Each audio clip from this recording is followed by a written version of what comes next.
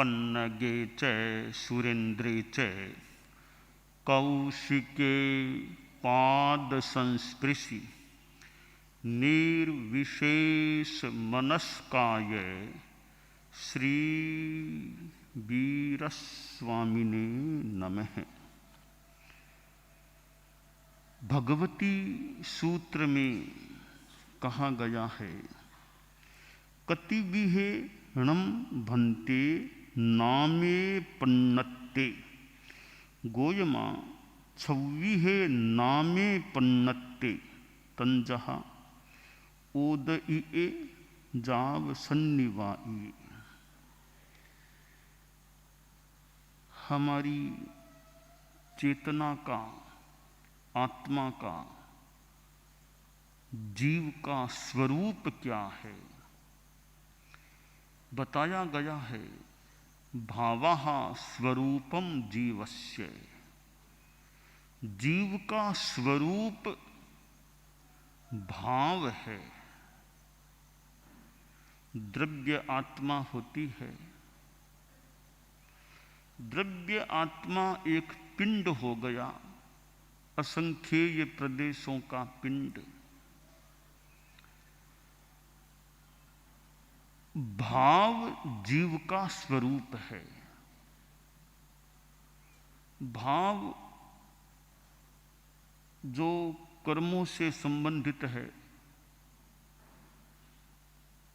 कर्मों के उदय और विलय से होने वाला चेतना का परिणाम भाव है। जैसे क्षायिक भाव, आठों कर्मों का क्षय हो गया, अब चेतना में अनंत ज्ञान, अनंत दर्शन, निरंतरायता, निर्मोहता आदि आदि गुण प्रकट हो गए हैं।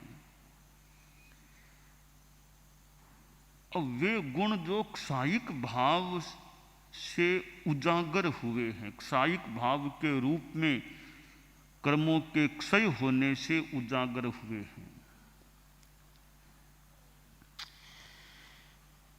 31 सिद्धों के आदि गुण बताए गए हैं।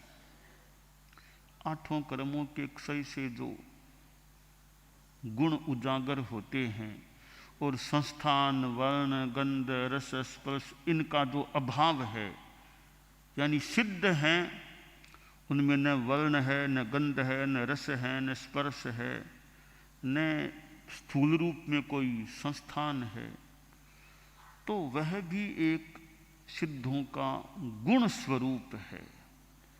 तो सिद्धों का वह गुण स्वरूप क्षायिक भाव से संबद्ध है।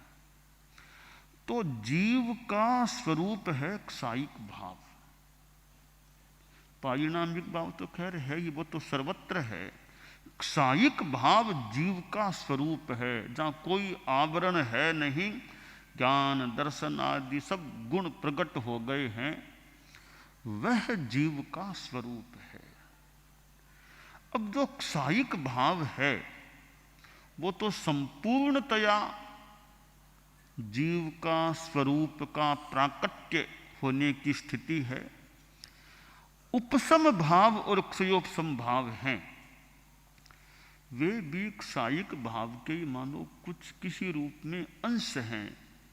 क्षायिक कह दो, कुछ भी कह दो, कर्मों के विलय के ही अंग हैं। तो क्षायिक तो संपूर्ण अवस्था में वो जीव के गुणों का प्राकट्य होने का अवसर है, समय है। क्षयोपशमिक भाव भी कुछ अंशों में वो क्षायिक भाव का ही नमूना सा थोड़ा अंश है। उपशम भाव भी उतने से समय के लिए वो क्षायिक भाव जैसा सा है थोड़े से काल के लिए। जैसे श्रावक सामायिक करता है तो थोड़े अंश में वो साधु जैसा हो जाता है। कहा गया है, सामा इयम्मिक ए समणो इव साव ओ हव इजम्हा एणम कारणेणम बहुसो सामा इयम कुज्जा। कि श्रावक होता है वो सामायिक कर लेने पर समणो इव, श्रमण की तरह बन जाता है, पर बनता है थोड़ी देर के लिए। जैसे आप लोग सामायिक में कई संभवतः स्थित हैं, तो श्रमण की तरह कैसे? आप देखिए, वेशभूषा में थोड़ी समानता हो गई। हमारे संतों के भी मुख वस्त्रिका है, आपके भी मुख वस्त्रिका, यह थोड़ी सी समानता हो गई। संतों के भी पछेवड़ी ऐसा कुछ ओढ़ा हुआ है, पुरुषों के भी थोड़ा सा ऊपर यूं चद्दर सी धारित है, वही संतों से थोड़ी सी समानता हो गई। यह तो बाह्य समानता हो गई। अब भीतरी समानता कि संतों के साधु के सर्ववृत्ति का त्याग है, सावध्य योग का ही त्याग है। श्रावक के भी सामायिक में सावध्य योग का त्याग है, वो भी कुछ अंशों में समानता हो गई। तो साधु के जीवन भर का त्याग होता है, श्रावक के वो सामायिक 9वें व्रत में एक मुहूर्त का, मान लो थोड़ी देर का त्याग होता है। थोड़ी देर के लिए श्रावक श्रमण जैसा कुछ अंश में हो जाता है, इसलिए बहुत सामायिक करने चाहिए। तो यह आंशिक समानता है। इसी प्रकार सायिक भाव है, वो तो पूर्णता की स्थिति है। सायोपशमिक भाव कुछ अंश है सायिक भाव का, क्योंकि वह तो बदलता भी रह सकता है, अपूर्ण भी है। अब उपशम भाव है, मेरा अपना थोड़ा सहज मनन हो गया, सहज ध्यान में बात आ गई, वो यह कि सायिक भाव और उपशम भाव साधु और श्रावक जैसे तुलना की जा सकती है। एक प्रकार से साधु जीवन भर के लिए सर्ववृत्ति वाला है, श्रावक का सामायिक काल में थोड़ी देर के लिए वो त्याग होता है सामायिक में। इसी तरह सायिक भाव और उपशम भाव की हम तुलना करें कि सायिक भाव तो हमेशा के लिए हो गया, अब उपशम भाव है वो थोड़ी देर के लिए सायिक भाव जैसा है। कैसे है कि अब 11वां गुणस्थान है, उसमें मोहनीय क्रम का, खासकर चारित्र मोहनीय का मान लें, दर्शन मोहनीय का तो फिर भी सायिक हो तो हो जाए, चारित्र मोहनीय का वहाँ वैसे यानी 11वां गुणस्थान है, वहाँ सायिक सम्यक्त्व तो हो सकता है, श्रेणी उपशम होती है। हमारे मुमुक्षु भाई बाइयाँ भी हैं, समणियाँ आदि साथ, वो तत्वज्ञान की बात है कि 11वें गुणस्थान में आश्रय सायिक सम्यक्त्व तो हो सकता है, पर वो श्रेणी है वो उपशम है। बाकी ये अप्रत्याख्यानी प्रत्याख्यानी आदि आदि प्रकृतियां हैं, वे उपशम भाव से युक्त है, वे उपशांत हैं। तो वे उपशांत हैं, उस अवस्था में देखें तो सायिक भाव वाला कोई साधु हो, वो दोनों में कोई हो, न उसको गुस्सा न इसको गुस्सा, दोनों कोई गुस्सा नहीं, चेहरे में और में कोई गुस्सा नहीं होगा। तो सायिक भाव वाला साधु तो पूर्णतया हमेशा के लिए वो सायिक भाव वाला हो गया। उपशम भाव वाला लंबे काल तो उपशम भाव टिकता नहीं, अंतर मुहूर्त का काल मान ले, कितना काल अंतर मुहूर्त। अब अंतर मुहूर्त जब तक उपशम भाव है तब तक वो सायिक भाव जैसा ऊपरी तौर पर नजर आ सकता है, परंतु भीतर में उपशम भाव में थोड़ी देर उपशम भाव गया, फिर वापिस कसाय का उदय तैयार। वो थोड़ी देर का सायिक भाव जैसा सा रूप होता है। 4 दिनों की चांदनी जैसी बात होती है। चतुर्मास यहाँ हो रहा है और चतुर्मास का 5वां महीना चल रहा है और यह नंदन वन, यह सारा परिसर है।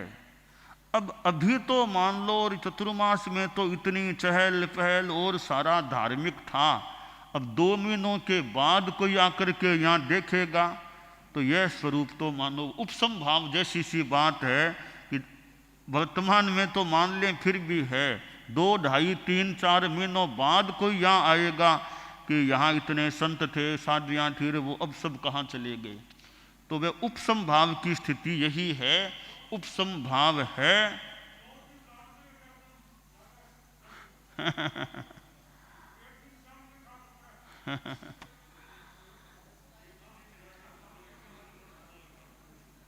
तो ये उपसम भाव ऐसा होता है, जब तक उपसम भाव है तब तक तो आदमी बिल्कुल शांतिमय, उपसम भाव गया वो नजारा गया, वो दृश्य गया, वापिस वो कषाय का उदय चालू हो जाता है। तो भावः स्वरूपम जीवस्य, भाव जो है वो जीव का स्वरूप है, खासकर क्षायिक भाव जीव का स्वरूप है, ऐसा प्रतीत हो रहा है। क्षायोपसमिक उपसम थोड़े अंशों में मान लें स्वरूप है, और औदयिक पारिणामिकावपि, औदयिक भाव भी वैसे जीव का स्वरूप है। उस संसारी अवस्था में औदयिक भाव भी रहता है, वो भी उदय भाव भी होगा तो जीव में ही होगा, अजीव में तो होगा नहीं, कर्मों का उदय। तो औदयिक भाव भी स्वरूप बन जाता है। क्षायिक भाव शुद्ध स्वरूप है, औदयिक भाव मान लो विकृत स्वरूप है। क्षायिक भाव शुद्ध स्वरूप है, औदयिक भाव अशुद्ध स्वरूप है, तो वो भी स्वरूप अशुद्ध स्वरूप होता है। यहां भगवती सूत्र में यह 25वें शतक में जो बताया गया है कि नाम कितने प्रकार का प्रज्ञप्त है। हमारे छोटे कई संत और होंगे, थोड़ी नई बात हो सकती है मुमुक्षु भाइयों के लिए भी, कि 5 भाव तो कभी सुने होंगे, 5 भाव उदयिक उपसम, पर यहाँ कहा गया नाम, भाव को यहाँ नाम कहा गया कि नाम 6 प्रकार का होता है। नाम का मतलब भाव, वो औदयिक उदय उपसम वो जो हैं वही नाम। तो ये भाव और नाम दोनों एक और, हमारे कई साध्वी जी को भी सही पता नहीं पूरी स्मृति हो जानकारी कि नाम भी 5, जैसे 5-6 भाव हैं वो ही 5-6 नाम कहलाते। भगवती सूत्र में यहाँ नामे पन्नत्ते, भावों नाम कहा गया, नाम का मतलब भाव बताया गया है। और व्याख्या में वृत्ति में बताया गया है, भगवती वृत्ति में नमनम नामः परिणामो भावे इत्यनर्थांतरम। नमन नाम परिणाम भाव ये अनर्थांतर, ये एकार्थक होते हैं। तो भाव के 6 प्रकार नाम रूप में नाम कहा गया, या 6 प्रकार का नाम प्रज्ञप्त है, वो औदयिक, औपसमिक, क्षायिक, क्षायोपसमिक, पारिणामिक और सान्निपातिक। वैसे 5 भाव संभवतः कुछ प्रसिद्ध हैं, पर आगम में 6 भाव बताए गए हैं। संयोग से होने वाला जो भाव वो सान्निपातिक भाव कहलाता है। तो ये 6 नाम अथवा भाव जो यहाँ प्रस्तुत किए गए हैं, ये हमारी आत्मा का, जीव का स्वरूप है। तो मुझे यूँ समझ में आया है कि क्षायिक भाव है वो शुद्ध स्वरूप है, पूर्णतया शुद्ध स्वरूप है आत्मा का, वो क्षायिक भाव है, कर्म मुक्त अवस्था है। हमारी साधना फलीभूत होते होते होते पूर्णतया फलीभूत हो जाए तो एक वो समय आए कि क्षायिक भाव, क्योंकि केवल ज्ञानी साधु है उनके भी बहुत अंशों में क्षायिक भाव आ गया, थोड़ा सा उनके भी बाकी है।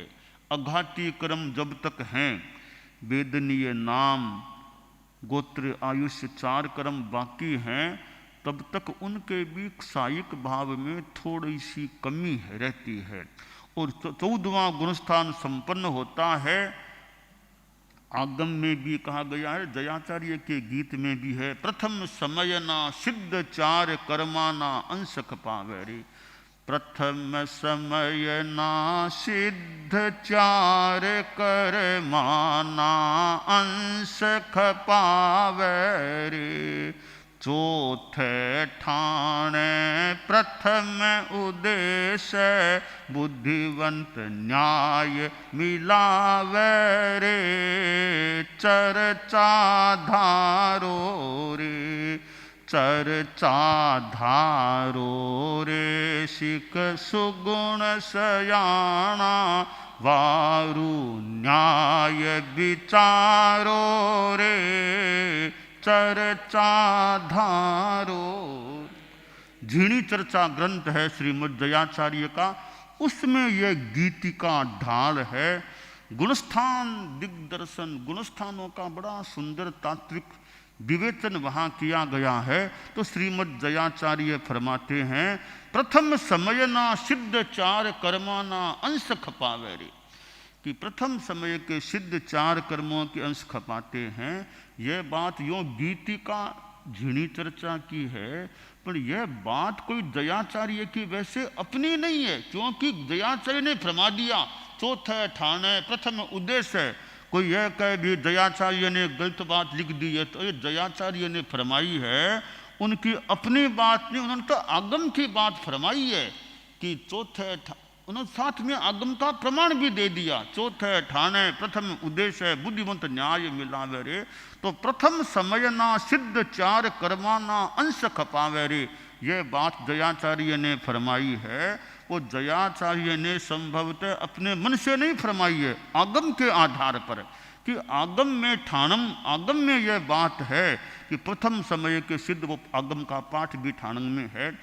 तो ये पूर्णतया क्षायिक भाव, वो प्रथम समय के सिद्ध कह दो 14वें गुणस्थान की संपन्नता के साथ या बाद जो भी स्थिति है, वहाँ पूर्णतया क्षायिक भाव यानी आठों कर्मों का क्षायिक भाव हो जाता है। वहाँ बिल्कुल शुद्ध स्वरूप आत्मा का प्रकट हो जाता है।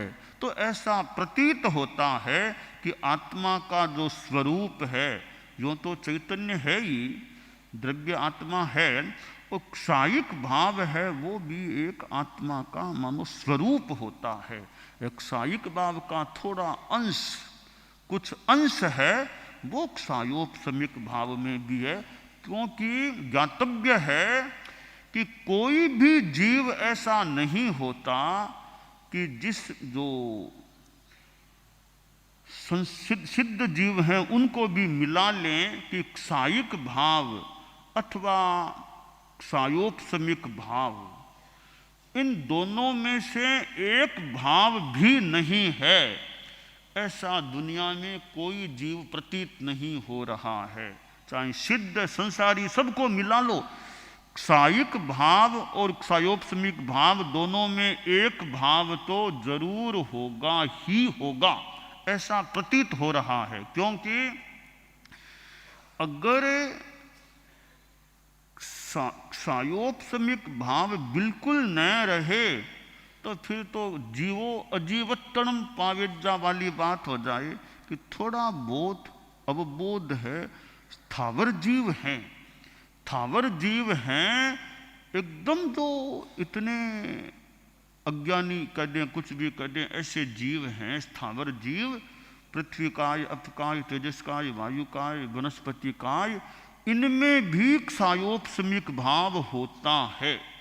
इनमें ज्ञानावर्णीय का क्षयोपशम भाव भी है, इनमें दर्शनावर्णीय का क्षयोपशम भाव भी है, और इनमें मोहनीय का भी क्षयोपशम भाव। इतने जो अविकसित प्राणी हैं, अत्यंत अल्प विकसित प्राणी हैं, उनमें भी क्षयोपशमिक भाव कुछ अंश में जरूर होता है। चाहे आगे द्विंद्रिय तो और विकास हो गया, त्रिंद्रिय और विकास, तो यूँ कोई भी जीव ऐसा नहीं जिनमें या तो क्षायिक भाव या क्षायोपशमिक भाव, दोनों में से एक भाव तो होगा ही होगा। तो ये जो 6 नाम भगवती सूत्र में बताए गए हैं, ये नाम और भाव एकार्थक चीज है। तो औदयिक भाव भी जीव का अशुद्ध स्वरूप है, तो वो भी एक प्रकार का स्वरूप है, वह अशुद्ध स्वरूप है। तो श्रीमद् जयाचार्य के जो ग्रंथ हैं उनमें भी हम तत्वज्ञान, झीणी चर्चा ऐसा ग्रंथ है, उसको पढ़ने से, अच्छी तरह मनन पूर्वक अध्ययन करने से तत्वज्ञान की बहुत बातें, झीणी चर्चा, राजस्थानी भाषा का ढालों में एक पद्यों में जो जयाचार्य तवर की रचना है, बहुत अच्छी तात्विक जानकारियाँ उससे मिल सकती है। प्रश्नोत्तर तत्वबोध जयाचार्य प्रवर का ग्रंथ है, उसको अच्छी तरह पढ़े, कितनी उसमें बातें हैं। प्रश्नोत्तर तत्वबोध से भी अनेक तात्विक मूर्ति पूजा ऐसी कई जानकारियां बातें उस ग्रंथ से भी जयाचार्य की जो कृति है उसका स्वाध्याय करने से प्राप्त हो सकती है। और भगवती जोड़ तो जयाचार्य की महाकृति है, बड़ी कृति है। वो तो वैसे उसमें भगवती सूत्र के आधार पर ही सारी बातें हैं। भगवती सूत्र वृत्ति ऐसी कई चीजें मिला के भगवती जोड़ भी राजस्थानी भाषा का, वो तो मूल भगवई हमारा आगम है ही है, उस आगम का ही एक मान लो व्याख्या कुछ राजस्थानी भाषा में है। तो ऐसे आगम तो हमारे हैं ही, और कुछ हमारे आचार्यों के ग्रंथ हैं। स्वामी जी के कितने ग्रंथ हैं। स्वामी जी के इंद्रियवादी की चौपाई देख लो, अनुकंपा की चौपाई, नव पदार्थ की चौपाई स्वामी जी की देखो, कितनी जानकारियां परम पूजनीय, परम श्रद्धेय, परम वंदनीय आचार्य भिक्षु की कृतियों में हमें प्राप्त होती है। तो भी जो बात स्वामी जी के ग्रंथों में मिल गई है, आगम में मिल गई कि आगम में तो नहीं, पर स्वामी जी के ग्रंथ में तो है, तो स्वामी जी के ग्रंथ में बात आ गई है, वो भी बड़ी सम्माननीय। हम लोग तो उनके अनुयायी हैं, उनके द्वारा निष्पादित मानो संग में जी रहे हैं। तो स्वामी जी के ग्रंथों में कोई बात आ गई, मैं तो स्थूल भाषा में यूँ समझता हूँ ये तो हमारे आगम हैं ही हैं, परम बहुत बड़े सम्माननीय। तो स्वामी जी के ग्रंथ वो तेरा पंथ के मानो शास्त्र हैं।